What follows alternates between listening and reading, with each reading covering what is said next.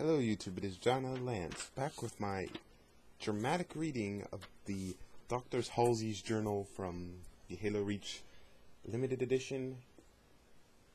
This is going to take forever to get through. So let us begin reading, shall we, from where we left off last part. Point 3. Many Orion candidates exhibited post-traumatic stress disorder or repressed insurgent sympathies. Some in the latter category refused to participate post-augmentation and were incarcerated. Sympathies of this sort are likely dormant in most outer colony citizens. On some level, we all identify with these colonists. The CMA relentlessly churns out propaganda about the noble pioneers. More poignantly, these are the very people we are fighting to protect from a nascent civil war. Refinements. Total indoctrination is required. Not the brainwashing, however, suggested by several of my counterparts in the intelligence community. Isn't indoctrinating someone basically a form of brainwashing? This requires persuasion and acclimation, a lifelong training commensurate with the import of the Generation 2 Orion mission. Our most effective agents will be those who thoroughly understand and embrace their orders. To forge a new breed of Orion soldiers into unrivaled human weapons, we must maintain absolute control over them. Summary. Criteria involving genetic flexibility, a statistically improbable set of DNA markers, and a decade of indoctrination and training leads me to one conclusion. The ideal candidates are children. My logic is sound, but ethical and moral ramifications linger. So much to reflect on. I need time to think. Yeah, it's kind of brainwashing. It's like those religious fanatics that brainwash their kids into thinking with their same viewpoint, like gays are evil and everything, when they really don't know what they're talking about. Of course, that's kind of the idea behind the creation of Spartan 2. It was supposed to be morally effed up the A, so, yeah. Okay, a little note. Substitute Generation 2 Orion with something more inspirational from our military counterparts. They do love their code names, and we have a little list of possible ones. Titans, Argonauts, Odysseus, Olympians, Zulu, Kronos, Promethean, Armor, Nemesis, Daedalus, Viking, Hercules, Hyperion. Next entry, February 23rd, 2511. My God, they've detonated a nuclear device at Haven.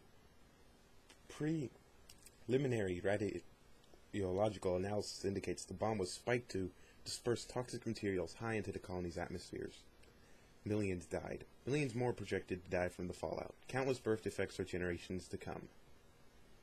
The Freedom and Liberation Party has claimed responsibility, demanding the CMA withdraw from the Erendanis sector. How could they commit such an atrocity, and against those who are supposedly their allies? They are insane. They must be stopped. I have to stop this. And as in children, I brainwash into stopping it for me. Okay, just a little side note on the next page about gene splicing stuff I don't really understand. Next entry, July 30th, 2511. The piezoelectric effect, discovered in the 18th century, is a phenomenon present in certain materials that produce an electrical field or charge when subjected to stress or deformation. The reverse is also true, i.e. an electrical charge or field applied to PZ materials causes a slight structural deformation along a perforated axis. I note this because it delights me to end that a 700-plus-year-old technology may help solve a 26th century problem. Test results just came in from the new polymerized lithium nicobenzene, CF ferrocene. The material was developed for discharging the vast amount of static energy that plagues ships in slipstream space.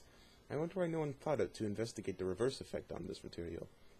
It actually has voltage-induced deformation characteristics, several orders of magnitude greater than any PZ material ever discovered. If this material were used as a sheath or suit of artificial muscle when worn, it could effectively increase the lineup coupled strength of Gen 2 Orion soldier tenfold or more. I'm likely to call it armor, which would give my military counterparts imprudent fantasies about this technology.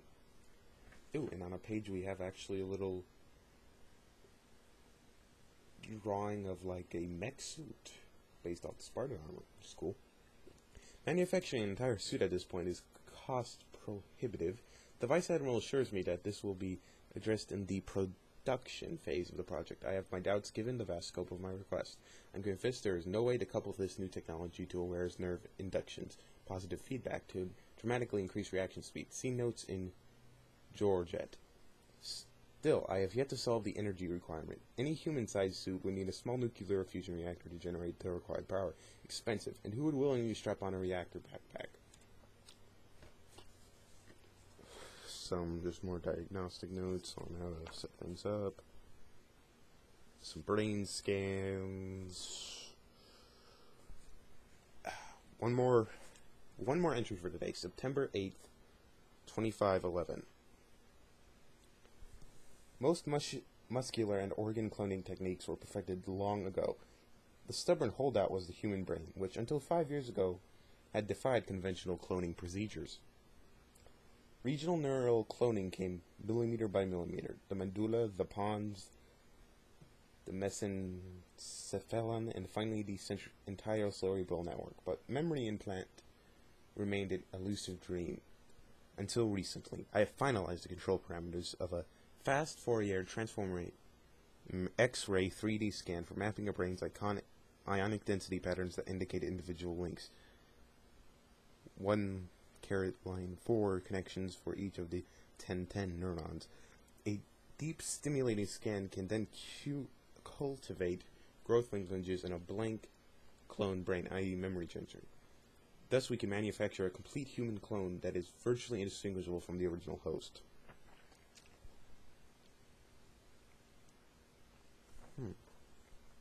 Manufactured, born?